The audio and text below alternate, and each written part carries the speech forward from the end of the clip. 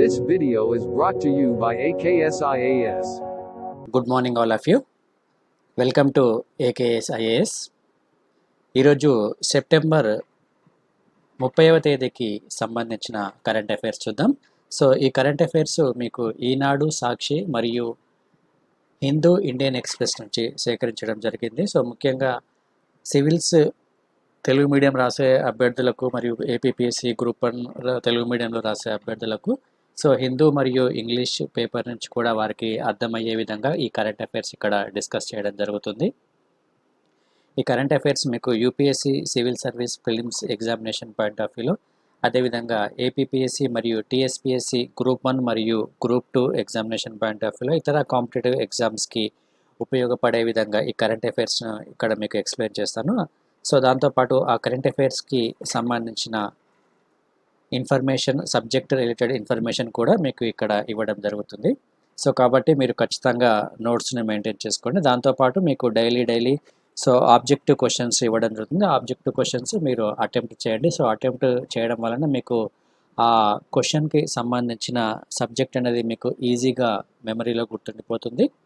So దాంతోపాటు రెగ్యులర్గా notes అనేది ఖచ్చితంగా మెయింటైన్ చేయాలి. సో ఇక ఈరోజు మనము ఈ కరెంట్ అఫైర్స్ని చూసే ముందు నిన్న ఇచ్చిన క్వశ్చన్స్ ఏవైతే ఉన్నాయో ఆ క్వశ్చన్స్కి ఫస్ట్ నేను ఆన్సర్స్ ఎక్స్ప్లెయిన్ చేస్తాను. ఫస్ట్ క్వశ్చన్ ఒకసారి చూద్దాం. ఈ క్రింది వాటిలో ఖరీఫ్ పంటలను గుర్తించండి అని మనకు ఇక్కడ 5 రకాల పంటల పేర్లు ఇవ్వడం జరిగింది. సో సాధారణంగా మనం దీనిని జోగ్రఫీలో చదువుకుంటాం, లేకపోతే ఎకానమీలో భాగంగా చదువుకోవడం జరుగుతుంది.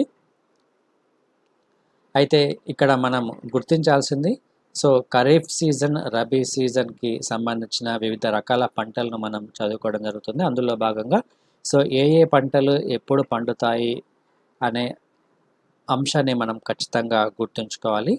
సో ఇక్కడ ఈ క్రింది వాటిలో ఖరీఫ్ పంటలను గుర్తించడని మనకి ఇక్కడ గోధుమ, వరి, పత్తి, ఆవాలు మరియు వేరుశనగ పంటలకు సంబంధించి ఇక్కడ ఇవ్వడం జరిగింది. సో ఇందులో మనకు సరైన వాటిని గుర్తించాలి. సో ఖరీఫ్ సీజన్ అంటే మనకు సాధారణంగా వర్షాకాలం అని చెప్పుకోవచ్చును. సో ఈ వర్షాకాలంలో ఎక్కువగా పండే పంటలు కనుక ఒకసారి మనం చూసుకుంటే రైస్, కాటన్, గ్రౌండ్ నట్, అదేవిధంగా సోయాబీన్. సో ఈ పంటలు ఏవైతే ఉన్నాయో ఇవి మనము ఖరీఫ్ పంటలుగా చెప్పుకోవడం జరుగుతుంది. సో ఇక్కడ ఆన్సర్ కనుక ఒకసారి మనం చూసుకుంటే వరి, పత్తి మరియు వేరుశనగ. సో ఇక్కడ దీన్ని గుర్తించండి. ఇక్కడ సో వరి, పత్తి మరియు ఈ వేరుశనగ ఈ పంటలు ఏవైతే ఉన్నాయో సో ఇవి ఖరీఫ్ సీజన్లో ఎక్కువగా పండించడం జరుగుతుంది. కాబట్టి మనకి ఇక్కడ సమాధానం వచ్చేసి BCE కరెక్ట్ సమాధానంగా గుర్తించాలి. సో అలాగే మనకు రబీ సీజన్ కూడా ఉంటుంది. ఈ రబీ సీజన్లో ఎక్కువగా మనం వీట్, బార్లీ, మస్టర్డ్, సీసం వంటి పంటలను పండించడం జరుగుతుంది. అంటే గోధుమ, ఆవాలు, సో బార్లీ వంటి పంటలను మనం ఎక్కువగా రబీ సీజన్లో పండించడం జరుగుతుంది. సో ఈ విధంగా మనము ఖరీఫ్ మరియు రబీ సీజన్కు సంబంధించి పంటలను కేటగిరీగా ఒక దగ్గర రాసుకోవాలి. సో రాసుకుంటే మనకు ఈజీగా గుర్తుంటుంది.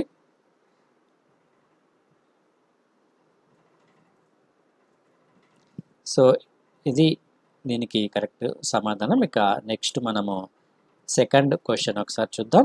సో ఇటీవల వార్తల్లో వచ్చిన నాగర్నో కరాబక్ అనే ప్రాంతం ఏ దేశాల మధ్య వివాదాస్పదం అయ్యింది అని మనకు ఇక్కడ 4 ఆప్షన్స్ ఇవ్వడం జరిగింది. సో దీనికి సంబంధించి ఆల్రెడీ మీకు నిన్న కరెంట్ అఫైర్స్లో ఎక్స్ప్లెయిన్ చేయడం జరిగింది ఈ ప్రాంతానికి సంబంధించి.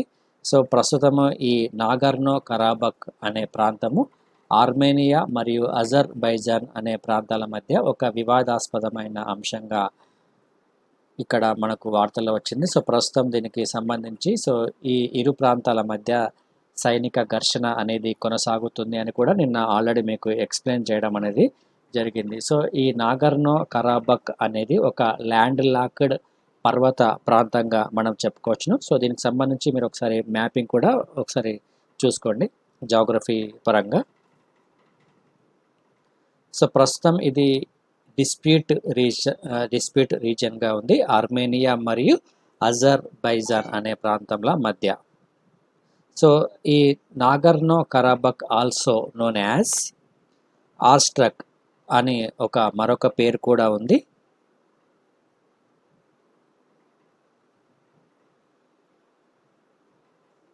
సో ఇది అంతర్జాతీయంగా ఈ అజర్బైజాన్ అనే ప్రాంతంలో ఒక ప్రాంతంగా దీనిని గుర్తించబడడం జరిగింది. అయితే ప్రస్తుతం ఆర్మేనియా ఏదైతే ఉందో ఆర్మేనియా సో ఇది తమ భూభాగం పరిధిలోకి వస్తుందని సో ఇక్కడ సైనికులను మోహరించడం అనేది జరిగింది. సో ఇది దీనికి సంబంధించిన బ్యాక్గ్రౌండ్. సో ఇది మనకు ఎగ్జామినేషన్ పాయింట్ ఆఫ్ వ్యూలో యూపీఎస్సీ ప్రిలిమ్స్లో అడిగే అవకాశం ఉంటుంది, లేకపోతే గ్రూప్ 1లో అడిగే అవకాశం ఉంటుంది జాగ్రఫీ పరంగా. సో ఇక నెక్స్ట్ టాపిక్ ఒకసారి చూసుకుంటే నౌజవాన్ భారత్ అనే సభను ఎవరు స్థాపించారు అని మనకి ఇక్కడ 4 ఆప్షన్స్ ఇవ్వడం జరిగింది. భగత్ సింగ్, చంద్రశేఖర్ ఆజాద్, ప్రఫుల్ల చంద్ర చకి, అదేవిధంగా ఖుదీరామ్ బోస్. సో ఇందులో మనకు కరెక్ట్ సమాధానం వచ్చేసి ఈ నౌజవాన్ భారత్ అనే సభను 1926వ సంవత్సరంలో భగత్ సింగ్ స్థాపించడం జరిగింది. కాబట్టి ఇక్కడ మనకు సమాధానం వచ్చేసి భగత్ సింగ్ అనేది కరెక్ట్ సమాధానం.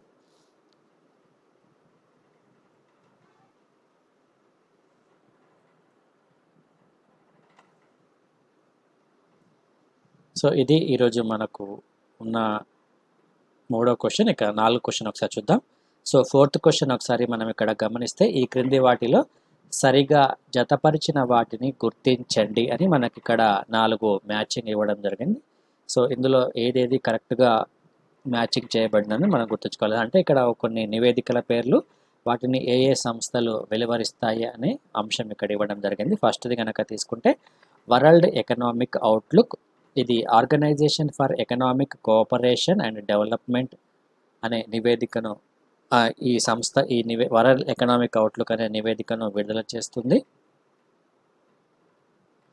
ఇక సెకండ్ ఆప్షన్ వచ్చేసి గ్లోబల్ కాంపిటేటివ్నెస్ ఇండెక్స్ రిపోర్ట్, ఇది వరల్డ్ ఎకనామిక్ ఫోరం విడుదల చేస్తుంది. Is of doing business report, so ఇది వరల్డ్ ట్రేడ్ ఆర్గనైజేషన్ విడుదల చేస్తుంది. Global economic prospects report, so ఇది వరల్డ్ బ్యాంక్ విడుదల చేస్తుంది. సో ఇక్కడ నేను ఈ నివేదికల పేర్లు ఇంగ్లీష్లో ఇవ్వడం జరిగింది. సో మీరు కూడా దాన్ని ఇంగ్లీష్లోనే గుర్తుంచుకోండి, ఎందుకంటే మనకు ఎగ్జామ్లో కన్ఫ్యూజన్ అయ్యే అవకాశం ఉంటుంది కాబట్టి. సో అందుకోసం నేను ఆల్రెడీ సో ఇంగ్లీష్లో ఉన్నదాన్ని యాజ్ ఇట్ ఈస్ ఇంగ్లీష్లో ఇవ్వడం జరిగింది. కాబట్టి ఈ రిపోర్ట్స్ నేమ్స్ ఎప్పుడైనా కానీ మనం ఇంగ్లీష్లోనే చదువుకోవాలి. సో ఈ వరల్డ్ ఎకనామిక్ అవుట్లుక్ ఏదైతే ఉందో ఈ వరల్డ్ ఎకనామిక్ అవుట్లుక్ని సో ఇక్కడ విడుదల చేసే సంస్థ వచ్చేసి ఇంటర్నేషనల్ మానిటరీ ఫండ్ IMF దీనిని విడుదల చేయడం జరుగుతుంది. కాబట్టి ఇది రాంగ్. ఇది సెకండ్ది గ్లోబల్ కాంపిటేటివ్నెస్ రిపోర్ట్, సో దీనిని విడుదల చేసేది వరల్డ్ ఎకనామిక్ ఫోరం, కాబట్టి ఇది correct. Ease of doing business report, so ease of doing business రిపోర్ట్ను విడుదల చేసేది వరల్డ్ ట్రేడ్ ఆర్గనైజేషన్ కాదు, వరల్డ్ బ్యాంక్ దీనిని విడుదల చేస్తుంది. Global economic prospect report, so ఈ రిపోర్టుని వరల్డ్ బ్యాంక్ విడుదల చేయడం అనేది జరుగుతుంది. సాధారణంగా మనం ఈ రిపోర్ట్స్ గురించి చదువుకునేటప్పుడు అది ఎవరు ఏ ఆర్గనైజేషన్ విడుదల చేస్తుంది అనే అంశం కూడా మనము ఖచ్చితంగా గుర్తుంచుకోవాలి, ఎందుకంటే మనకి ఇక్కడ ఎక్కువగా కన్ఫ్యూజన్ అయ్యే అవకాశం ఉంటుంది. సో కాబట్టి మనకు ఇక్కడ ఇచ్చిన ఆప్షన్స్ ప్రకారము కరెక్ట్ సమాధానం వచ్చేసి బి అనేది మనకు ఇక్కడ కరెక్ట్ ఆన్సర్. 2 మరియు 4 మాత్రమే ఇక్కడ మనకు సరిగ్గా జతపరిచినవి. సో ఇది మనకు ఈరోజు మొత్తం ఈ క్వశ్చన్స్కి ఆన్సర్స్. ఇక ఈరోజు మనకు నెక్స్ట్ ఈరోజున్న ముఖ్యమైన కరెంట్ అఫైర్స్ ఒకసారి మనం పరిశీలిద్దాం. సో ఈ కరెంట్ అఫైర్స్లో ముఖ్యంగా ఈరోజు మొట్టమొదటి అంశాన్ని గనక ఒకసారి మనం ఇక్కడ పరిశీలిస్తే 60 million Indians may have been exposed to virus అని ఒక ప్రధానమైన అంశం కనిపిస్తుంది. ఇది ICMR ఒక సర్వేని నిర్వహించడం జరిగింది. దీనినే సీరో సర్వే అని అంటారు. ప్రస్తుతం ఇది 2వసారి ICMR ఈ సీరో సర్వేని నిర్వహించడం అనేది జరిగింది. సో ఇక్కడ ఈ సీరో సర్వే ప్రకారము సో భారతదేశంలో ఎంత మేరకు ఈ కరోనా వైరస్ వ్యాపించింది అనే అంశాలు ఇక్కడ ప్రస్తావించడం జరిగింది. Around 7% of India's adult population may have been exposed to the novel coronavirus till the last fortnight August.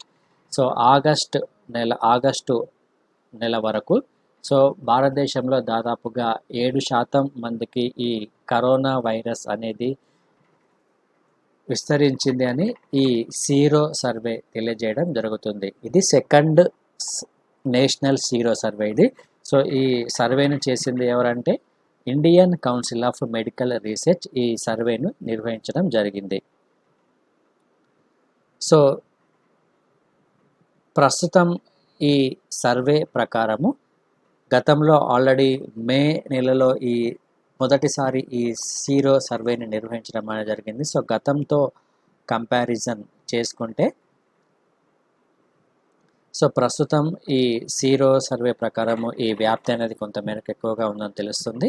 So ఇంకా రాబోయే ఆల్రెడీ వర్షాకాలంలో ఉన్నాం. సో రాబోయే చలికాలంలో కూడా ఈ వైరస్ అనేది మరింతగా వ్యాప్తి చెందే అవకాశం అనేది ఉంటుందని కూడా ఈ సర్వే ఇక్కడ చెప్పడం జరిగింది. సో దేశంలో ప్రతి 15 మందిలో దాదాపుగా ఒకరికి కరోనా సోకినట్లు ఈ సర్వే ద్వారా మనకు తెలియజేస్తుంది.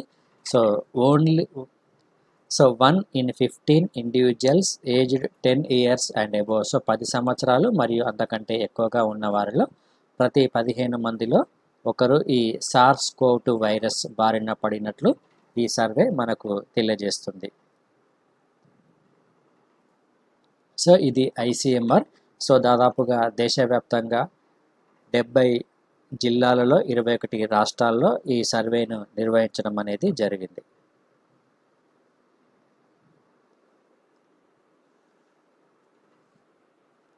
సో అదేవిధంగా ఈ పరిశోధనకు సంబంధించి వివిధ వివరాలు కనుక ఒకసారి మనం చూసుకుంటే సో నగరంలో ఉన్న ఈ మురికి వాడలు ఏవైతే ఉన్నాయో ఈ మురికి వాడల్లో దాదాపుగా 15.6% కరోనా సోకితే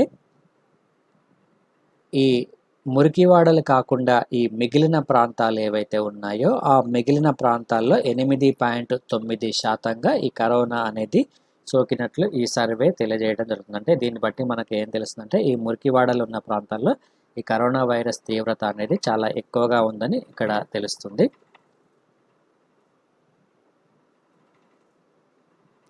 సో ప్రతి మిలియన్ మందికి అంటే భారతదేశంలో ప్రతి మిలియన్ మందికి 4,453 మందికి కరోనా సోకితే దాదాపుగా అందులో 70 మరణాలు సంభవించాయని సో ప్రపంచవ్యాప్తంగా పోలిస్తే ఈ భారతదేశంలో ఉన్న గణాంకాలు చాలా తక్కువ అని కూడా ఈ సర్వే ఇక్కడ చెప్పడం జరిగింది.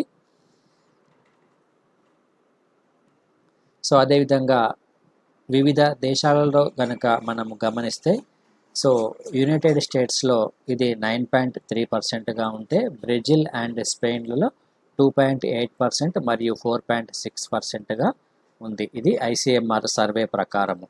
సో ఎంత మేరకు ఈ కరోనా వైరస్ వ్యాపించింది అనే పర్సంటేజ్ ఇక్కడ ఇవ్వడం జరిగింది. So sero survey conducted by drawing blood samples and checking for a specific class of antibodies called IgG that appears within 2 weeks of an infection. అంటే ఈ వైరస్ సోకిన తర్వాత వారి యొక్క బ్లడ్ శాంపుల్స్ ఏవైతే ఉన్నాయో రక్త నమూనాలు ఆ రక్త నమూనాలను సేకరించి దాని ద్వారా ఈ టెస్టులు కండక్ట్ చేయడం అనేది జరుగుతుంది. సో అందులో వచ్చే యాంటీబాడీస్ ఆధారంగా సో ఈ వీరికి కరోనా వైరస్ ఎంతవరకు సోకింది అనే అంశాన్ని ఈ సీరో సర్వేలో తెలపడం జరుగుతుంది. ఇది సీరో సర్వే యొక్క ముఖ్యమైన ఉద్దేశము. సో మీకు ఇక్కడ ఇంగ్లీష్లో ఇవ్వడం జరిగింది. So what is sero survey అని. So the serological survey is one that involves collecting the blood samples to determine whether a person is infected with the novel corona virus.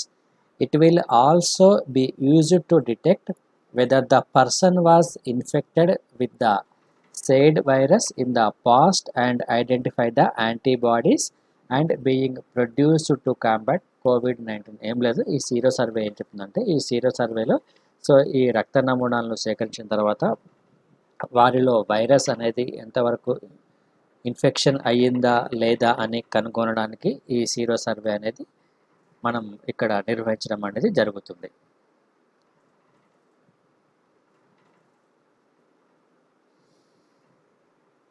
So ఇది second sero survey ఇది. So the average prevalence in major cities ranged from 50% in Mumbai. So నగరాల వారీగా చూసుకుంటే ముంబైలో 50%, 29% in New Delhi, 22% in Chennai and 7.8% in ఇండోర్లో ఉంది.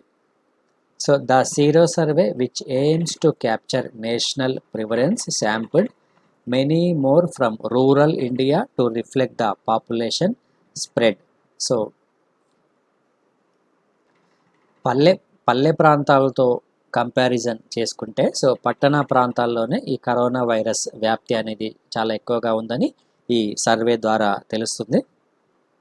So ఈ గ్రామీణ ప్రాంతాలు ఏవైతే ఉన్నాయో ఇక్కడ ఈ గ్రామీణ ప్రాంతాలలో సో కేవలం 4.4% మాత్రమే ఈ వైరస్ విస్తరణ అనేది ఉంది.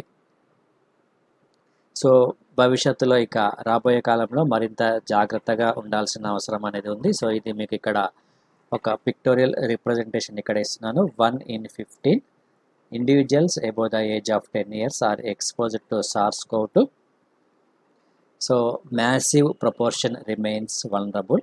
So 6.6% people above the age of 10 years showed past exposure, which means that 93.4% of India's population remains vulnerable to COVID-19.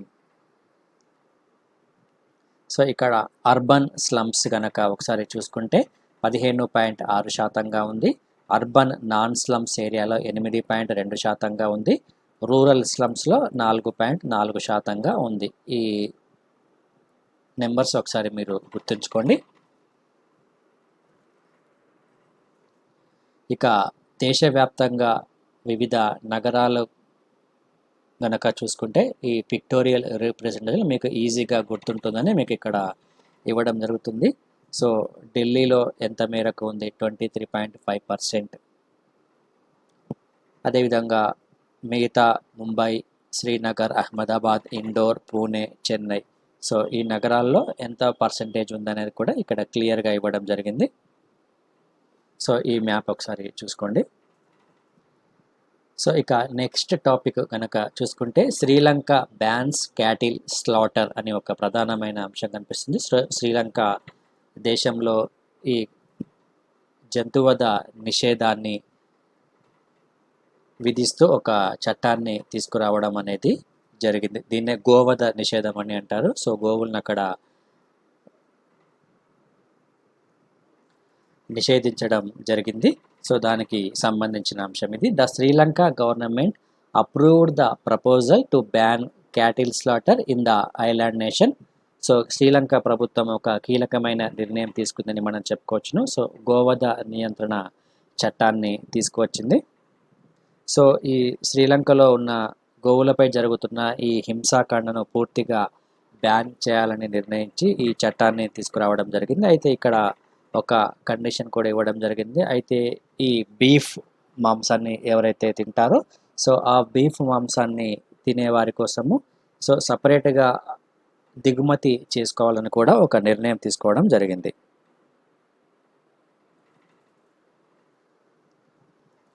ఇక నెక్స్ట్ టాపిక్ చూద్దాం.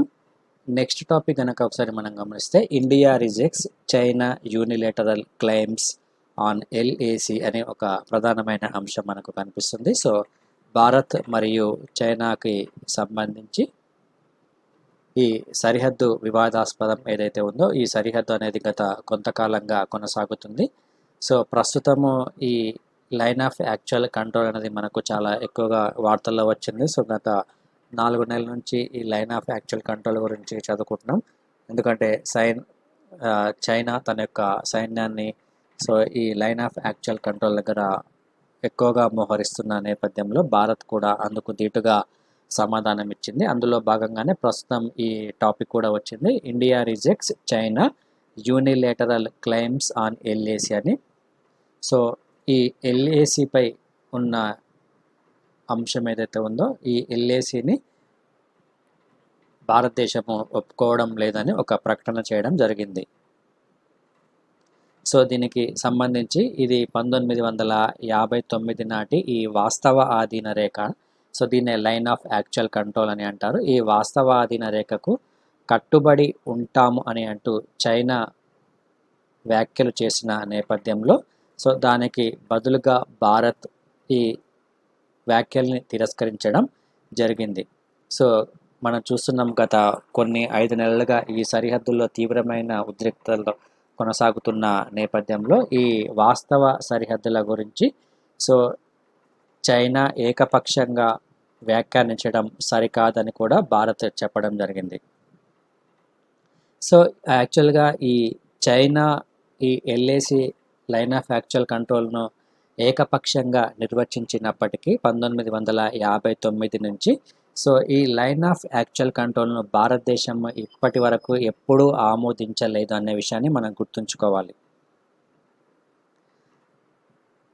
సో 1959 సంవత్సరంలో అప్పటి ప్రధాని చౌ ఎన్లై మరియు భారత ప్రధాని ఎవరైతే ఉన్నారో జవహర్లాల్ నెహ్రూ సో అతనికి రాసిన లేఖల్లో అప్పుడు ఈ లైన్ ఆఫ్ యాక్చువల్ కంట్రోల్ని సో చైనా గుర్తిస్తుంది అంటూ ఒక లెటర్ను రాయడం అనేది జరిగింది. అయితే దానిపై సో జవహర్లాల్ నెహ్రూ ఆ ప్రతిపాదనను అప్పట్లోనే తిరస్కరించడం అనేది జరిగింది. ఈ అంశాన్ని మనం గుర్తుంచుకోవాలి.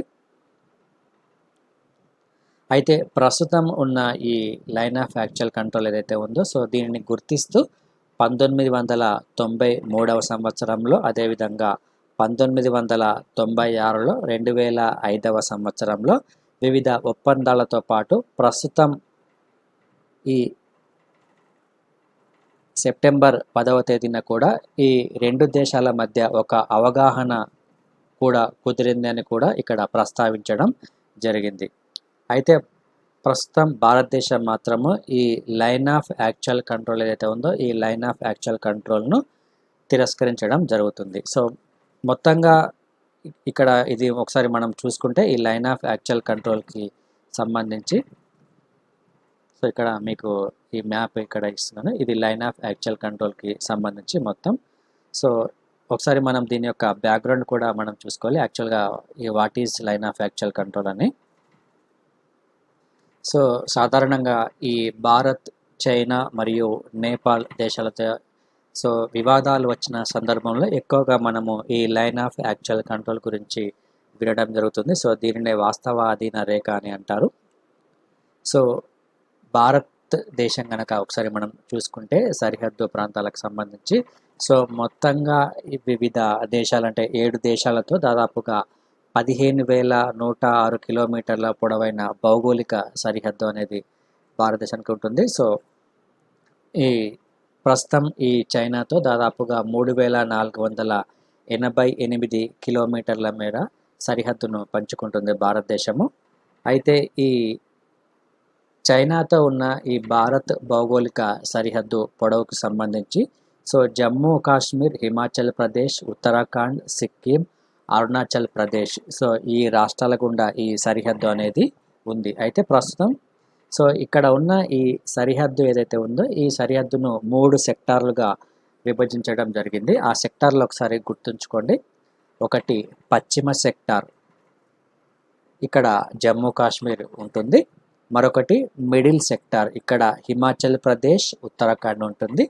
మూడవది వచ్చేసి తూర్పు సెక్టార్, సో ఇక్కడ సిక్కిం మరియు అరుణాచల్ ప్రదేశ్ ఉంటాయి. పశ్చిమ సెక్టార్, మిడిల్ సెక్టార్, తూర్పు సెక్టార్, ఈ 3 సెక్టార్లను గుర్తుంచుకోండి. అయితే ఈ భారత్, చైనాలకు సంబంధించి ఈ సరిహద్దు నిర్ణయం అనేది ఏదైతే ఉందో ఈ సరిహద్దు నిర్ణయానికి సంబంధించి అనేక సార్లు ఈ వివాదాస్పదంగా మారడం జరిగింది. సో ఈ పశ్చిమ సెక్టార్లో ఉన్న ఈ ఆక్సాయ్ చిన్ అనే ప్రాంతం ఏదైతే ఉందో సో ఈ ఆక్సాయ్ చిన్ అనే ప్రాంతం సో తమ యొక్క భూభాగం అని చైనా వాదించడం జరుగుతుంది. సో గతంలో 1962 సంవత్సరంలో భారతదేశంతో చైనా యుద్ధం జరిగింది. ఈ యుద్ధం జరిగిన సమయంలో ఈ ఆక్సాయ్ చిన్ అనే ప్రాంతం ఏదైతే ఉందో ఈ ప్రాంతాన్ని చైనా ఆక్రమించడం జరిగింది. సో ఇక తూర్పు సెక్టార్లో గనక ఒకసారి చూసుకుంటే ఇక్కడ అరుణాచల్ ప్రదేశ్ ఏదైతే ఉందో ఈ అరుణాచల్ ప్రదేశ్ కూడా తమ చైనా భూభాగంలో భాగం అని కూడా గతంలో వాదించింది. అదేవిధంగా ఇక్కడ మనకు టిబెట్ కనిపిస్తుంది, దక్షిణ టిబెట్. సో ఈ టిబెట్లో కూడా కొంత ప్రాంతం చైనా భూభాగ పరిధిలో వస్తుందని కూడా చైనా అక్కడ వాదించడం జరిగింది. సో ఈ టిబెట్ మరియు ఈ అరుణాచల్ ప్రదేశ్ ఏదైతే ఉందో సో ఇక్కడ మనకు ఈ మక్మోహన్ రేఖ అని ఉంటుంది. ఈ మక్మోహన్ రేఖ కూడా మనకు వివాదాస్పదమైన ప్రాంతంగా మనం చెప్పుకోవచ్చును. అయితే ఈ మక్మోహన్ రేఖ ఏదైతే ఉందో సో దీనిని చైనా ఏమాత్రము అంగీకరించడం లేదు. సో ఇప్పటి వరకు ఈ మక్మోహన్ రేఖను చైనా అంగీకరించలేదని గుర్తుంచుకోవాలి.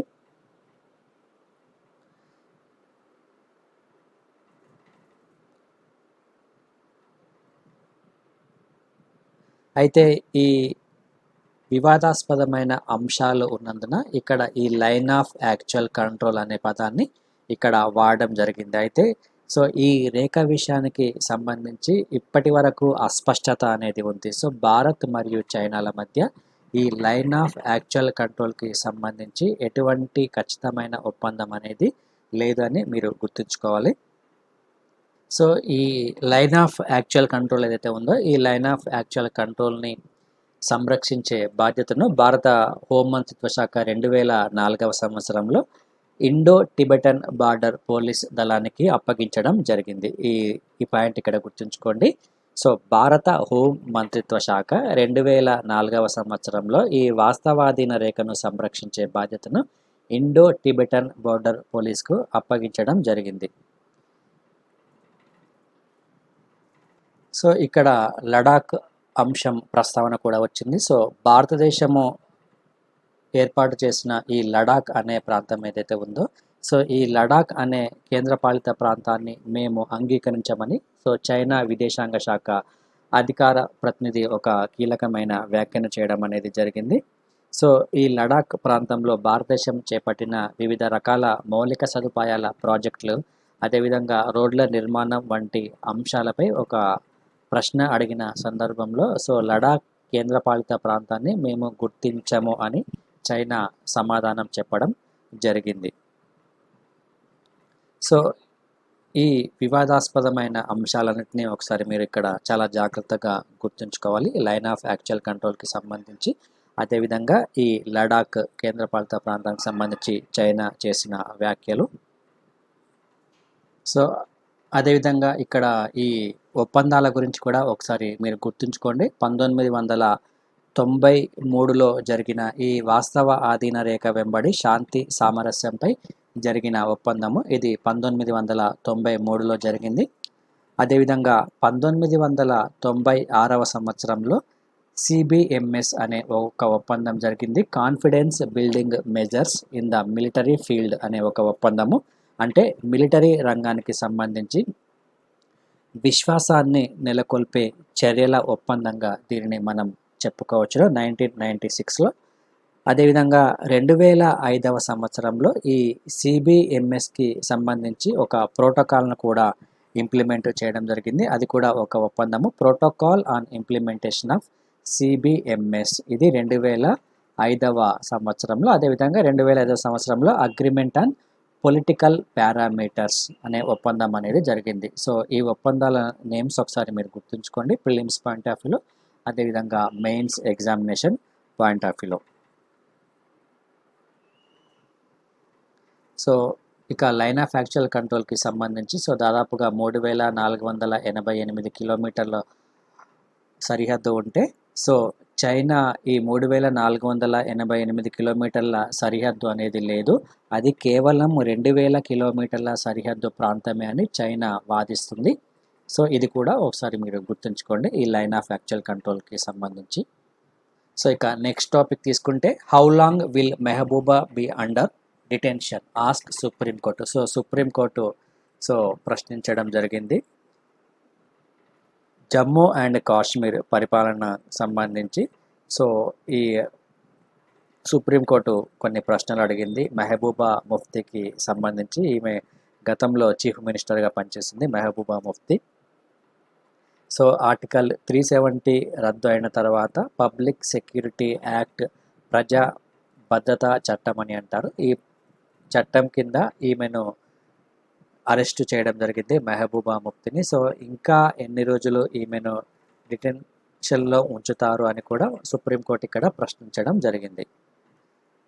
ఇక నెక్స్ట్ అంశం ఇక్కడ తీసుకుంటే ముంబై మ్యాప్స్ ఇట్ బయోడైవర్సిటీ అనే ఒక ప్రధానమైన అంశం కనిపిస్తుంది. సో ముంబై నగరానికి సంబంధించి సో ఇక్కడ ఆ నగరంలో ఎక్కడెక్కడ బయోడైవర్సిటీ పార్కులు ఉన్నాయి అని ఒక మ్యాప్ని ఇక్కడ రూపొందించడం జరిగింది. So Mumbai biodiversity map is part of a campaign biodiversity by the bay initiated by citizens collective. So దీన్ని రూపొందించింది ఎవరంటే రోహన్ చక్రవర్తి. సో ఈ పార్కుని ఈ మ్యాప్ను రూపొందించడం జరిగింది. బయోడైవర్సిటీ మ్యాప్ అంటారు దీన్ని ముంబై. సో ఇక్కడ మనకు పర్యావరణాన్ని పరిరక్షించాలి అనే ఉద్దేశాన్ని సో అక్కడ ముంబై ప్రజల్లో ఒక అవగాహన కల్పించేందుకు ఇక్కడ ఈ మ్యాప్ను రూపొందించారు. సో ఈ మ్యాప్లో ఇది మొత్తం ఓవరాల్గా map internal wild life hotspots, so ముఖ్యమైన జీవ వైవిధ్య కేంద్రాలు ఏవైతే ఉన్నాయో ఆ కేంద్రాలను గుర్తిస్తూ ఒక మ్యాప్ని ఇక్కడ రూపొందించారు. సో రూపొందించింది ఎవరంటే రోహన్ చక్రవర్తి. సో ఇందులో wild life hotspots, mangrove forests, అదేవిధంగా అర్బన్ గ్రీన్ స్పేసెస్ వంటి మొత్తం ఈ మ్యాప్లో ఇక్కడ గుర్తించడం జరిగింది.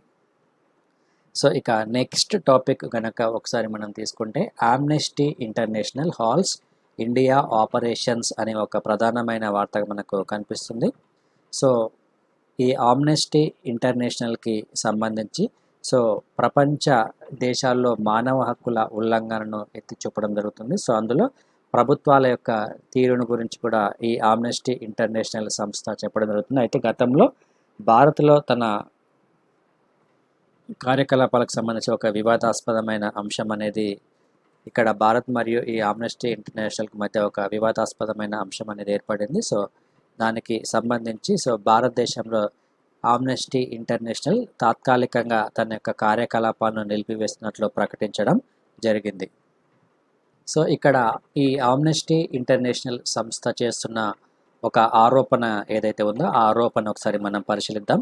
సో భారత ప్రభుత్వము తమ యొక్క బ్యాంకు ఖాతాలు ఏవైతే ఉన్నాయో ఆ బ్యాంకు ఖాతాలను మొత్తము ఫ్రీజ్ చేయడంతో ఆ సిబ్బందిని బలవంతంగా విధుల నుంచి తొలగించాల్సి వచ్చిందని ఆమ్నెస్టీ ఇంటర్నేషనల్ ఒక ప్రకటనలో తెలియజేయడం జరిగింది. అయితే కేంద్ర ప్రభుత్వము మరొక వాదన ఇక్కడ చెప్పడం జరుగుతుంది. ఈ ఆమ్నెస్టీ ఇంటర్నేషనల్ అనే సంస్థ ఏదైతే ఉందో ఈ సంస్థ విదేశీ నిధులను చట్టవిరుద్ధంగా సేకరిస్తుందని ఒక ఆరోపణ చేయడం జరిగింది. సో ఈ సంస్థ ఈ ఫారిన్ కాంట్రిబ్యూషన్ రెగ్యులేషన్ యాక్ట్ కింద రిజిస్టర్ చేసుకోలేదని భారత ప్రభుత్వం ఇక్కడ చెప్పడం జరిగింది. అంటే సో సాధారణంగా భారతదేశంలో ఉన్న ఏదైనా సంస్థ కానీ విదేశాల నుంచి నిధులను సేకరించాలి అనుకుంటే ఆ సంస్థ ఖచ్చితంగా ఫారిన్ కాంట్రిబ్యూషన్ రెగ్యులేషన్ యాక్ట్ కింద రిజిస్టర్ చేసుకోవాల్సిన అవసరం అనేది ఉంది. అయితే ఆమ్నెస్టీ ఇంటర్నేషనల్ ఇండియా అనేది ఇక్కడ రిజిస్టర్ చేసుకోలేదని భారత ప్రభుత్వము ప్రస్తుతం ఇక్కడ ఈ బ్యాంకు ఖాతాలు ఏవైతే ఉన్నాయో ఆ బ్యాంకు ఖాతాలన్నింటినీ ఫ్రీజ్ చేయడం జరిగింది. సో ఒకసారి మనము ఈ ఆమ్నెస్టీ ఇంటర్నేషనల్ సంస్థ గురించి కూడా ఒకసారి మనం తెలుసుకోవాలి.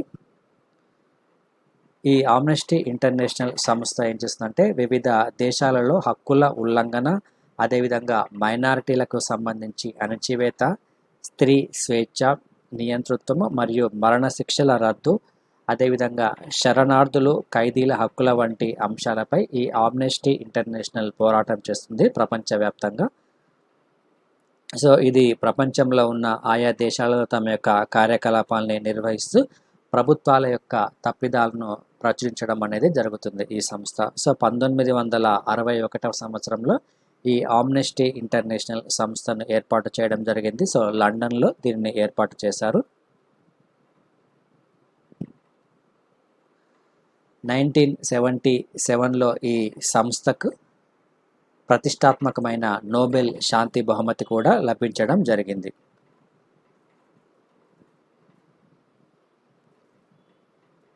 సో ఇది దీనికి సంబంధించి ప్రిలిమ్స్ పాయింట్ ఆఫ్ వ్యూలో మనకు ఇంపార్టెంట్. ఇక్కడ ఆమ్నెస్టీ ఇంటర్నేషనల్కి సంబంధించి ఒకసారి మీరు చూసుకోండి. సో ఇక నెక్స్ట్ అంశం ఇక్కడ తీసుకుంటే India Denmark in strategic green alliance అనే ఒక ప్రధానమైన అంశం కనిపిస్తుంది. సో ఇండియా మరియు డెన్మార్క్లకు సంబంధించి ఇరు దేశాల మధ్య ఒక చర్చ అనేది కొనసాగింది. సో ఈ సందర్భంగా భారతదేశము ఒక ఒప్పందాన్ని కూడా కుదుర్చుకోవడం జరిగింది. గ్రీన్ స్ట్రాటజిక్ పార్ట్నర్షిప్ అని అంటారు దీన్ని. సో భవిష్యత్తులో ఈ ఇరు దేశాల మధ్య మరింత ద్వైపాక్షిక సంబంధాలు కొనసాగాలని ఇరు దేశాల ప్రధానమంత్రులు కూడా ఇక్కడ చర్చించడం జరిగింది. సో ఇక్కడ ఇరు దేశాల మధ్య వాణిజ్యాన్ని కనుక ఒకసారి మనం గమనిస్తే, సో భారత్ మరియు డెన్మార్క్ల మధ్య ఈ ద్వైపాక్షిక వాణిజ్యము 2016 నుంచి 2019 సంవత్సరాల్లో దాదాపుగా $2.82 బిలియన్ నుంచి సో $3.68 బిలియన్ వరకు పెరిగింది. సో దాదాపుగా సుమారు 200 డెన్మార్క్ కంపెనీలు భారతదేశంలో నౌకాయానము, పునరుత్పాదక ఇంధనాలు, అదేవిధంగా వ్యవసాయం, ఫుడ్ ప్రాసెసింగ్ రంగాల్లో మన దేశంలో పెట్టుబడులు పెట్టడం జరిగింది. సో అదేవిధంగా భవిష్యత్తులో మరింత ఇరు దేశాల మధ్య మరింత వాణిజ్యం కూడా పెరిగే అవకాశం అనేది ఉంటుంది. అందులో భాగంగానే ప్రస్తుతం ఈ గ్రీన్ స్ట్రాటజిక్ పార్ట్నర్షిప్ అనే ఒప్పందాన్ని కూడా కుదుర్చుకోవడం జరిగింది ఇరు దేశాల మధ్య. సో దీనినే మనం తెలుగులో చెప్పుకోవాలంటే హరిత వ్యూహ భాగస్వామ్య ఒప్పందం అని కూడా చెప్పుకోవచ్చును తెలుగులో. So green strategic partnership. So ఇరు దేశాల మధ్య కుదిరిన ఈ హరిత వ్యూహాత్మక భాగస్వామ్యం ఏదైతే ఉందో ఇది ఇరు దేశాలకు పరస్పరము లబ్ధిని చేకూర్చే ఒక అంశంగా మనం చెప్పుకోవచ్చును. సో ముఖ్యంగా పర్యావరణ రంగానికి సంబంధించి ఇరు దేశాలు కలిసి పనిచేసే అవకాశం ఉంటుంది. అదేవిధంగా ప్రపంచం ఎదుర్కొంటున్న వివిధ రకాల సవాళ్ళకు సంబంధించి పరిష్కారంలోను, వివిధ రకాల అవకాశాలను అందిపుచ్చుకోవడంలోనూ ఇరు దేశాల మధ్య సహకారాన్ని మరింత బలోపేతం చేయాల్సిన అవసరం అనేది ఉంది.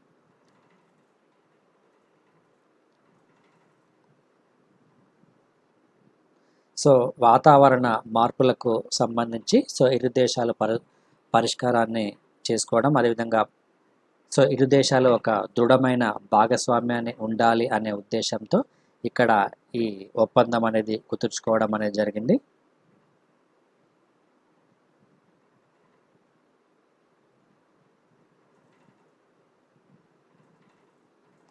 అదేవిధంగా మనకి ఇక్కడ ప్యారిస్ ఒప్పందం అనేది ఉంది. సో ఈ ప్యారిస్ ఒప్పందాన్ని అమలు చేయడానికి వాతావరణము మరియు ఇంధన రంగాల్లో ప్రతిష్టాత్మకమైన జాతీయ లక్ష్యాలను కూడా ఇరు దేశాలు ఇక్కడ రూపొందించుకోవడం జరిగింది. సో ఇది మనకి ఇక్కడ ముఖ్యమైన టాపిక్.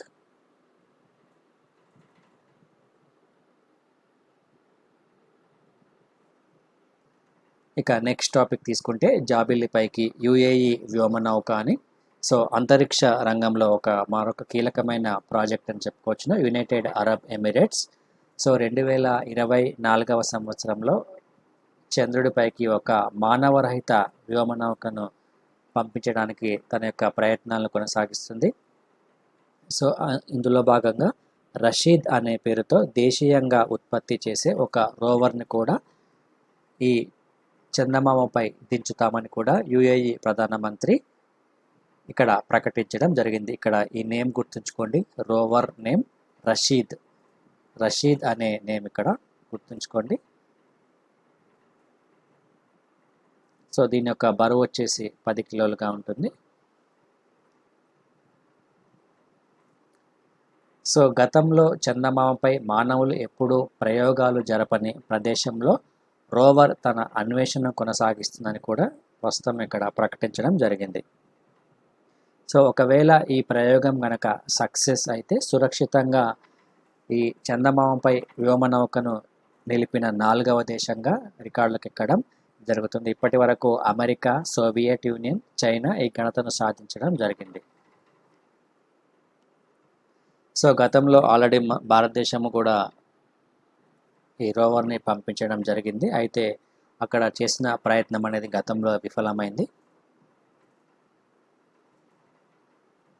ఇక నెక్స్ట్ టాపిక్ తీసుకుంటే చతుర్భుజ కూటమి భేటీకి జపాన్ వెళ్ళనున్న జైశంకర్ అనే ఒక ప్రధానమైన అంశం ఇక్కడ మనకు కనిపిస్తుంది. దీన్నే మనము క్వాడ్ కంట్రీస్గా చెప్పుకుంటాం, క్వాడ్రిలేటరల్ కంట్రీస్. సో దానికి సంబంధించి అక్టోబర్లో సమావేశం అనేది కొనసాగుతుంది. అక్టోబర్ 6-7వ తేదీలో జపాన్లో ఈ సమావేశం కొనసాగుతుంది. అందులో భాగంగానే భారతదేశం నుంచి విదేశీ వ్యవహారాల శాఖ మంత్రి ఎస్ జయశంకర్ ఈ సమావేశంలో పాల్గొనడం జరుగుతుంది. అయితే ఇక్కడ మనము ఈ క్వాడ్ కంట్రీస్కి సంబంధించి ఏ దేశాలు అనేవి మనము గుర్తుంచుకోవాలి. భారత్, ఆస్ట్రేలియా, జపాన్, అమెరికా దేశాలు ఉంటాయి. సో ఈ దేశాల యొక్క విదేశాంగ మంత్రుల యొక్క స్థాయి సమావేశం ఇది. సో ఇది 2వ చతుర్ముఖ సమావేశంగా మనం చెప్పుకోవచ్చును. ఇది ఎక్కడ జరుగుతుందంటే టోక్యోలో జరుగుతుంది. అక్టోబర్ 6 మరియు 7వ తేదీల్లో టోక్యోలో ఈ సమావేశం అనేది కొనసాగుతుంది. సో ఈ సమావేశంలో ముఖ్యంగా కోవిడ్ తర్వాత అంతర్జాతీయ పరిస్థితులు, అదేవిధంగా ఈ కోవిడ్ అనంతరం వివిధ సవాళ్లను సమన్వయంతో ఎదుర్కోవడం అనే అంశాలపై ప్రధానంగా చర్చ అనేది కొనసాగుతుంది. అదేవిధంగా ఈ సమావేశంలో ప్రస్తుతం ఈ చైనా మరియు భారత్కు సంబంధించి ఘర్షణ వాతావరణం ఏదైతే ఉందో, సరిహద్దు వివాదము, ఆ అంశాలపై కూడా చర్చలు కొనసాగే అవకాశం అనేది ఉంటుంది. సో ఈ క్వాడ్కి సంబంధించి జపాన్, అమెరికా, ఆస్ట్రేలియా దేశాలతో భారతదేశము ఒక నావికా విన్యాసాన్ని కూడా కొనసాగించనుంది భవిష్యత్తులో. సో హిందూ మహాసముద్రంలోని మలబార్లో నవంబర్లో ఈ సంయుక్త సైనిక విన్యాసాలు చేయాలని కూడా ప్రణాళికలు రూపొందిస్తుంది. ఇక నెక్స్ట్ టాపిక్ తీసుకుంటే కల్పిత ఆశావాదంతో భారత్కు మరింత ముప్పు అని ఒక ప్రధానమైన అంశం కనిపిస్తుంది. సో ఇది జస్ట్ గుర్తుంచుకోండి. లాన్సెట్ ఇటీవల ఒక నివేదికను విడుదల చేయడం జరిగింది వైద్య రంగానికి సంబంధించి. సో భారతదేశంలో ఈ కరోనా పరిస్థితులు ఏవైతే ఉన్నాయో ఆ కరోనా పరిస్థితులు కల్పితంగా ఉన్నాయని, సో భవిష్యత్తులో మరింత ప్రమాదాలు ముందుకు వచ్చే అవకాశం ఉంది అని సో ది లాన్సెట్ పత్రిక ఇక్కడ ప్రస్తావించడం జరిగింది. సో ముఖ్యంగా భారతదేశంలో ఈ కోవిడ్ మరణాలకు సంబంధించి, అదేవిధంగా కేసుల సంఖ్యకు సంబంధించి లెక్కలను కరెక్ట్గా చూపించడం లేదని ఈ లాన్సెట్ పత్రిక ఇక్కడ చెప్పడం జరిగింది. సో ఈ విధంగా చేయడం వలన సో భవిష్యత్తులో భారతదేశంలో ఈ కరోనా వైరస్ అనేది మరింతగా ఎక్కువగా విస్తరించే సమస్య ఏర్పడుతుందని ఈ లాన్సెట్ పత్రిక ఇక్కడ హెచ్చరించడం జరిగింది. సో ఇక మరొక అంశం, ఇది కూడా కరోనాకు సంబంధించిందే. R0 తగ్గుముఖం అనే ఒక ప్రధానమైన అంశం ఇక్కడ మనకు కనిపిస్తుంది. సో క్రమక్రమంగా భారతదేశంలో ఈ కరోనా వైరస్ అనేది 0.98% తగ్గినట్లు శాస్త్రవేత్తలు ఒక అంచనా వేయడం జరిగింది. ఈ R0 అంటే ఏమిటి అంటే, సో కరోనా వైరస్ అనేది ఒక వ్యక్తి నుంచి ఎంతమందికి వ్యాపిస్తుందో తెలియజేసే ఒక కొలమానమే ఈ R0. సో ఇందులో R అంటే రీప్రొడక్షన్, 0 అంటే నాట్గా పిలవడం జరుగుతుంటే 0 అంటే రీప్రొడక్షన్ అనేది ఎంత మేరకు ఉంది అనేది ఇక్కడ ప్రస్తావించడం జరుగుతుంది. అయితే ఇక్కడ ఈ సెప్టెంబర్ నెల 12వ తేదీ నాటికి మన భారతదేశంలో ఈ R0 అనేది 1.1గా ఉంటే, సో ప్రస్తుతం ఈ సెప్టెంబర్ 30వ తేదీ నాటికి ఇది 0.98కి తగ్గినట్లుగా శాస్త్రవేత్తలు ఇటీవల లెక్కించడం జరిగింది. అంటే సో ఈ కరోనా వైరస్ అనేది ఒకరి నుంచి ఒకరికి వ్యాపించే క్రమం అనేది క్రమక్రమంగా తగ్గుముఖం పట్టిందని సో ఇక్కడ మనకు తెలుస్తుంది. అంటే భవిష్యత్తులో ఇక ఈ కరోనా కేసుల సంఖ్య అనేది క్రమక్రమంగా తగ్గే అవకాశం అనేది ఉంటుంది. సో అదేవిధంగా ఇక్కడ మరొక అంశం తీసుకుంటే బోస్టన్ యూనివర్సిటీ శాస్త్రవేత్తలు ఒక పరిశోధన చేయడం జరిగింది. ఆ పరిశోధనలో విటమిన్ డి ద్వారా ఈ కరోనా తీవ్రతను తగ్గించవచ్చని కూడా ప్రస్తావించడం జరిగింది. ఇక మరొక అంశం తీసుకుంటే సోను సూద్కి ఐక్యరాజ్య సమితి అవార్డు అనే ఒక ప్రధానమైన అంశం మనకి ఇక్కడ కనిపిస్తుంది. సో ఇక్కడ సోను సూద్కి ఐక్యరాజ్య సమితి అవార్డు అనే ఒక ప్రధానమైన అంశం ఇక్కడ కనిపిస్తుంది. కరోనా సంక్షోభ కాలంలో బాలీవుడ్కి చెందిన సోను సూద్ భారతదేశంలో ఉన్న వివిధ ప్రజలకు చేస్తున్న సామాజిక సేవను గుర్తించి ఐక్యరాజ్య సమితికి చెందిన యునైటెడ్ నేషన్స్ డెవలప్మెంట్ ప్రోగ్రామ్ ప్రతిష్టాత్మకమైన ఎస్డిజి స్పెషల్ హ్యూమానిటేరియన్ యాక్షన్ అవార్డుతో సత్కరించడం జరిగింది. ఇది ఒకసారి మీరు గుర్తుంచుకోండి.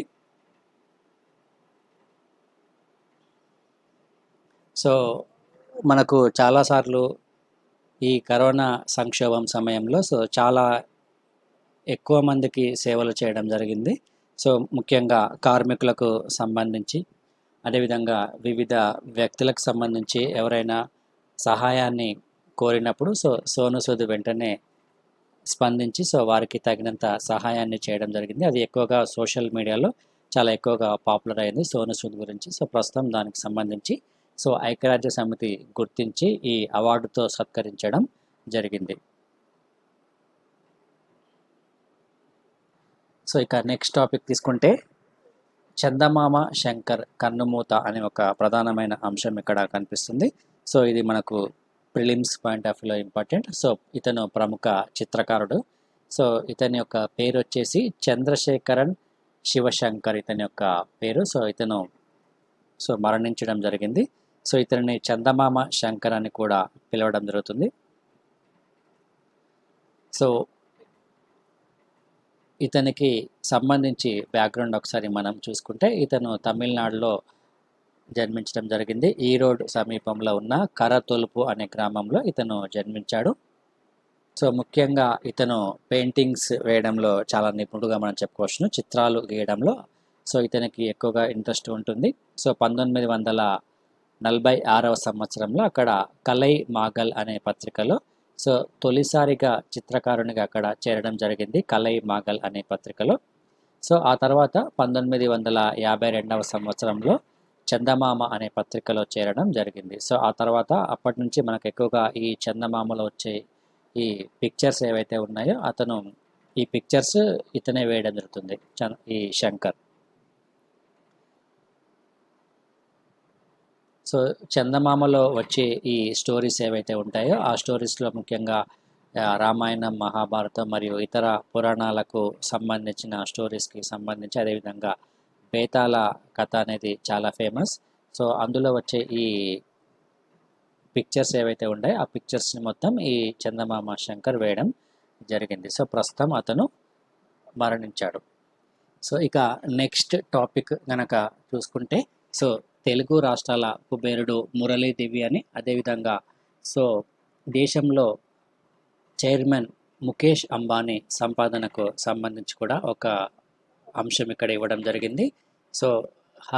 హురున్ రిచ్ లిస్ట్ అనే ఒక సర్వే ప్రకారము దేశంలో Reliance industries chairman Mukesh Ambani యొక్క సంపద అనేది చాలా ఎక్కువగా పెరిగిందని ఇక్కడ తెలపడం జరిగింది. దాదాపుగా 73% వరకు ఈ సంపద అనేది పెరిగింది. 6.58 లక్షల సంపద అనేది ముఖేష్ అంబానీ యొక్క సంపదగా ప్రస్తుతం ఈ హురూన్ ఇండియా రిచ్ లిస్ట్ 2020 పేర్కొనడం జరిగింది.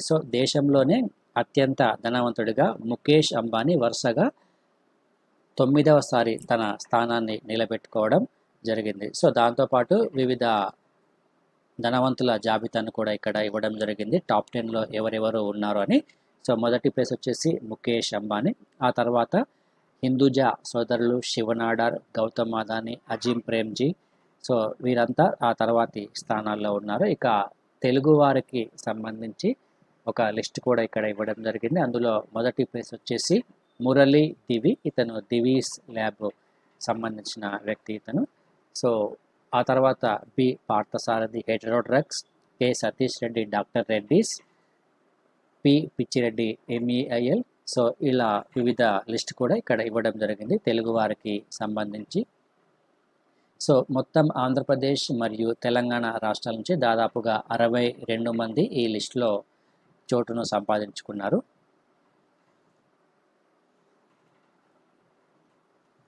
సో ఇక మరొక అంశం ఇక్కడ తీసుకుంటే కరోనా టీకా తయారీకి 5 లక్షల షార్కులు బలి అని ఒక అంశం ఇక్కడ ఇవ్వడం జరిగింది. ప్రస్తుతం కరోనా వైరస్కు సంబంధించి ఈ వైరస్కి సంబంధించి సో వ్యాక్సిన్ని రూపొందించాలని అనేక సంస్థలు తమ యొక్క పరిశోధనలు కొనసాగిస్తున్నాయి. సో అందులో భాగంగానే ఆ టీకాలకు ఉపయోగపడే రోగనిరోధక ఏజెంట్ ఏదైతే ఉందో ఆ రోగనిరోధక ఏజెంట్ ఈ షార్క్ చేపల నూడల నుంచి తీయడం అనేది జరుగుతుంది. కాబట్టి ఈ షార్క్ చేపల నూనె కోసము అంటే కాలేయ నూనె కోసము దాదాపుగా సో ఈ ప్రపంచంలో ఉన్న అనేక షార్కులను చంపుతున్నారని సో ఇక్కడ ఒక షార్క్ అలీస్ అనే సంస్థ చెప్పడం జరిగింది ఇక్కడ. సో సో ఇక్కడ ఈ సంస్థ ఏం చెప్తుందంటే ఇక్కడ ఈ నూనె ఏదైతే ఉందో ఈ నూనె కేవలం షార్క్ చేపల్ని చంపడం బదులుగా మొక్కలతో కూడా ఈ పదార్థాన్ని ఉత్పత్తి చేయడంపై దృష్టిని పెట్టాలని సో వ్యాక్సిన్ తయారీ కంపెనీలకు ఒక విజ్ఞప్తి చేయడం జరిగింది ఇక్కడ. సో ఇక నెక్స్ట్ టాపిక్ తీసుకుంటే ఇది ఆంధ్రప్రదేశ్ రాష్ట్రానికి సంబంధించి ప్రసవానంతర ఆరోగ్య ఆసరా పెంపు అని. సో ప్రసవానంతరము వారికి ఇచ్చే ఆరోగ్య ఆసరా ఏదైతే ఉందో సో దానిని పెంచడం జరిగింది ఆంధ్రప్రదేశ్ రాష్ట్ర ప్రభుత్వము. సో గతంలో సాధారణ ప్రసవానికి 3,000 రూపాయలు ఇస్తే ప్రస్తుతం దాన్ని 5,000కు పెంచడం జరిగింది. సో ఒకవేళ ఆ ప్రసవం నార్మల్గా కాకుండా సిజేరియన్ అయితే 1,000 రూపాయలు ఇస్తుంటే ఇప్పుడు దాన్ని 3,000కు పెంచడం జరిగింది. సో దీన్ని ఎక్కువగా ఈ ఆరోగ్యశ్రీ నెట్వర్క్ ఆసుపత్రిలోనే ఇస్తారు. సో ఇక్కడ ఈ ఎంత మేరకు పెంచారు అనేది గుర్తుంచుకోండి, ఇది ప్రిలిమ్స్ పాయింట్ ఆఫ్ లో ఇంపార్టెంట్. సో ఇక నెక్స్ట్ టాపిక్ వచ్చేసి రాష్ట్రంలో 3 పారిశ్రామిక కారిడార్లను అభివృద్ధి చేస్తున్నట్లు పారిశ్రామిక మంత్రి మేకపాటి గౌతమ్ రెడ్డి ఇక్కడ చెప్పడం జరిగింది. సో ఆంధ్రప్రదేశ్ రాష్ట్రంలో 3 పారిశ్రామిక కారిడార్లను అభివృద్ధి చేస్తున్నారు. ప్రస్తుతం వైజాగ్ చెన్నై బెంగళూరు అనే కారిడార్లు ఉన్నాయి. సో వాటికి అదనంగా హైదరాబాద్ బెంగళూరు కారిడార్కు కూడా కేంద్ర ప్రభుత్వం అనుమతినివ్వడం జరిగింది. So national industrial corridor development and implementation trust, ఈ నేమ్ గుర్తుంచుకోండి ఇక్కడ, national industrial corridor development and implementation trust నిధులతో ఈ వైజాగ్ చెన్నై కారిడార్లో వైఎస్ఆర్ కడప జిల్లాలో ఉన్న కొప్పర్తి, ప్రకాశం జిల్లాలో ఉన్న దొనకొండ, అదేవిధంగా చెన్నై బెంగళూరు కారిడార్లో భాగంగా కృష్ణపట్నం, హైదరాబాద్ బెంగళూరు కారిడార్లో కర్నూలు జిల్లాలోని ఓర్వకల్లు అనే ప్రాంతాల్లో పారిశ్రామిక క్లస్టర్లను ఏర్పాటు చేయడానికి కేంద్ర ప్రభుత్వం అనుమతినివ్వడం జరిగింది. ఇక్కడ ఈ ప్లేసెస్ చాలా ఇంపార్టెంట్, గుర్తుంచుకోండి. ఇక నెక్స్ట్ టాపిక్ వచ్చేసి ప్రభుత్వ ఆధ్వర్యంలో పాల సేకరణ కేంద్రాలని. సో ప్రైవేట్ డైరీలు ఏవైతే ఉన్నాయో సో ఈ ప్రైవేట్ డైరీలు ఎక్కువగా లాభాపేక్షకే మొగ్గు చూపుతున్న నేపథ్యంలో సో ప్రభుత్వ ఆధ్వర్యంలో పాల సేకరణ కేంద్రాలను ఏర్పాటు చేయాలని, సో తద్వారా పాడి రైతులు ఎవరైతే ఉంటారో సో ఆ రైతులకు ఎటువంటి నష్టం కలగకుండా ఆంధ్రప్రదేశ్ రాష్ట్ర ప్రభుత్వం ఈ నిర్ణయాన్ని తీసుకోవడం జరిగింది. ఇందులో భాగంగా ప్రభుత్వ డైరీ కార్పొరేషన్ ఫెడరేషన్ ఆధ్వర్యంలో సో ఆంధ్రప్రదేశ్ రాష్ట్ర వ్యాప్తంగా ఈ బల్క్ మిల్క్ కూలింగ్ యూనిట్లను నిర్మించాలని ఒక నిర్ణయం తీసుకోవడం జరిగింది. సో ఈ రైతు భరోసా కేంద్రాలు ఏవైతే ఉన్నాయో వీటికి అనుబంధంగా దాదాపుగా 7,529 చోట్ల వీటిని నిర్మించనున్నారు.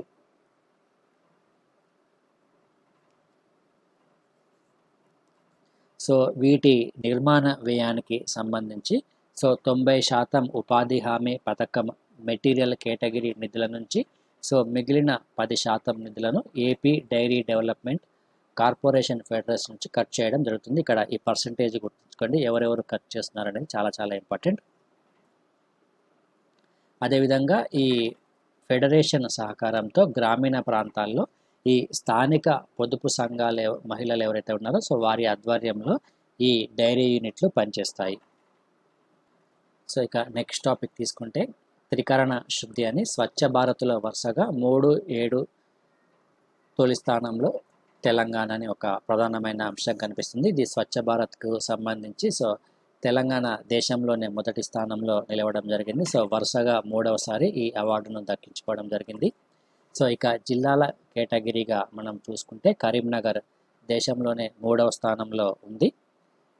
సో ఈ ప్లేసెస్ ఒకసారి గుర్తుంచుకోండి. సో ప్రతి సంవత్సరము స్వచ్ఛ భారత్ కింద కేంద్ర ప్రభుత్వము ఈ రాష్ట్రాలు, జిల్లాలు, బ్లాక్లు మరియు గ్రామ పంచాయతీల వారీగా అవార్డులను ఇవ్వడం జరుగుతుంది. సో ఆ అవార్డుల్లో తెలంగాణ అనేది మొదటి స్థానంలో ఉంది. కరీంనగర్ దేశవ్యాప్తంగా 3వ స్థానంలో ఉంది.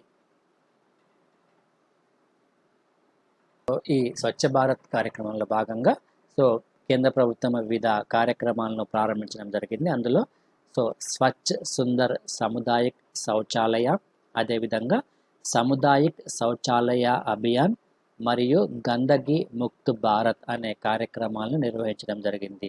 సో ఇక్కడ ఈ 3 విభాగాల్లో సో మెరుగైన ఫలితాలు సాధించిన తెలంగాణ దేశంలోనే మొదటి స్థానంలో నిలిచింది అని ఇక్కడ తెలపడం జరిగింది.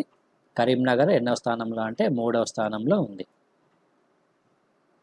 సో ఇక నెక్స్ట్ టాపిక్ వచ్చేసి ఇది మనకు హిస్టరీ పాయింట్ ఆఫ్ వ్యూలో ఇంపార్టెంట్. సో చార్మినార్ ప్రాంతంలో ఉంటుంది ఇది. సో దీనిని ముర్గి చౌక్ అని పిలవడం జరుగుతుంది. సో మహబూబ్ చౌక్ అని కూడా దీన్ని పిలుస్తారు. ఈ మహబూబ్ చౌక్ క్లాక్ టవర్ను జిహెచ్ఎంసి పునరుద్ధరించడం జరిగింది. సో మహబూబ్ చౌక్ వద్ద దాదాపుగా 1874 మరియు 77 మధ్య ఈ క్లాక్ టవర్ని ఇక్కడ ఏర్పాటు చేయడం జరిగింది. సో ఇది ఏ శైలిలో ఉంటుందంటే ఇండో యూరోపియన్ శైలిలో ఉంటుంది. సో దీనిని 1892లో అస్మాన్ జా అంటే అప్పుడు ప్రధానమంత్రి సో నిర్మించి జాతికి అంకితం చేయడం జరిగింది ఇక్కడ. సో ఇది దాని యొక్క పిక్చర్. ఇది ఇండో యూరోపియన్ స్టైల్లో ఉంటుంది. ఇక్కడ మనకు 4 సైడ్లో 4 గడియారాలు ఉంటాయి. సో ఇక ఈరోజు క్వశ్చన్స్ ఒకసారి చూడండి. ఈ క్రింది వాటిల్లో ప్రాచీన భాష హోదా పొందిన వాటిని గుర్తించండి అని కింద వివిధ ఆప్షన్స్ ఇవ్వడం జరిగింది. సెకండ్, ఇటీవల వార్తల్లో వచ్చిన సజ్జన్ ఘర్ వన్యప్రాణి సంరక్షణ కేంద్రం ఎక్కడ ఉంది? ఈ క్రింది వాటిలో సరైన వాటిని గుర్తించండి. ఇది జల్ జీవన్ మిషన్కి సంబంధించి 3 స్టేట్మెంట్స్ ఇక్కడ ఇవ్వడం జరిగింది. ఇందులో సరైన వాటిని గుర్తించండి. వివాదాస్పద ప్రాంతం సెంకాకు ఐలాండ్ ఎక్కడ, ఏ సముద్రంలో ఉంది? సో ఇందులో కరెక్ట్ సమాధానం గుర్తించండి. ఇది ఈరోజు మనకు మొత్తంగా ఉన్న కరెంట్ అఫైర్స్. సో యూపీఎస్సికి సంబంధించి AKS IAS general studies prelims and mains coaching ఇవ్వడం జరుగుతుంది. అదేవిధంగా ఆప్షనల్ సబ్జెక్ట్ సంబంధించి sociology, anthropology, political science, public administration, Telugu literature, geography వంటి కోర్సెస్ను కూడా అందిస్తుంది. టెస్ట్ సిరీస్ ప్రిలిమ్స్ మరియు టెస్ట్ సిరీస్ కూడా కండక్ట్ చేస్తున్నాం. ఇక ఏపీపీఎస్సీ మరియు టీఎస్పీఎస్సీకి సంబంధించి గ్రూప్ 1 మరియు గ్రూప్ 2 కోచింగ్ ఇది ఇంగ్లీష్ మరియు తెలుగు మీడియంలో అవైలబుల్గా ఉంటుంది. గ్రూప్ 1 టెస్ట్ సిరీస్కి సంబంధించి 25 టెస్ట్తో ఒక టెస్ట్ సిరీస్ కండక్ట్ చేస్తున్నాం. సో దీంతోపాటు మీకు డిస్కషన్ వీడియోస్ కూడా ప్రొవైడ్ చేయడం జరుగుతుంది. ఇది మనకు ఈరోజు మొత్తంగా ఉన్న కరెంట్ అఫైర్స్. సో ఈ కరెంట్ అఫైర్స్ మీకు డైలీ అప్డేట్ కావాలి అనుకుంటే ఏకేఎస్ ఐఏఎస్ యూట్యూబ్ ఛానల్ని సబ్స్క్రైబ్ చేసుకోండి. దాంతోపాటు గూగుల్ ప్లే స్టోర్ నుంచి ఏకేఎస్ ఐఏఎస్ ఎడ్యునేషన్ అనే యాప్ను డౌన్లోడ్ చేసుకోండి. Thank you friends. Thank you. This video is brought to you by AKS IAS.